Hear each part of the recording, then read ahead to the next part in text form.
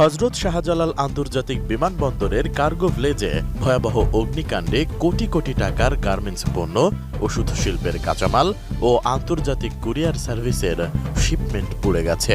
এ ঘটনায় মারাত্মক ক্ষতির মুখে পড়েছে অসংখ্য আমদানিকারক ও ব্যবসা প্রতিষ্ঠান। তাদের আশঙ্কা, ভয়াবহ এই আগুনে ক্ষতির পরিমাণ হতে পারে হাজার কোটি টাকা।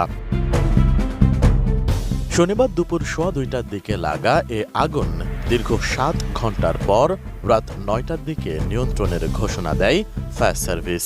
আগুন নিয়ন্ত্রণে কাজ করে ফায়ার সার্ভিসের 36টি ইউনিট সহ সেনা, নৌ বিমান বাহিনী ও আনসার সদস্যরা। সেই সাথে বিভিন্ন স্বেচ্ছাসেবক দলের সদস্যরাও তাতে সহযোগিতা করে। তবে সবার প্রশ্ন, বিমানবন্দর কর্তৃপক্ষের নিজস্ব অগ্নি নির্বাপন টিম থাকার পরও কেন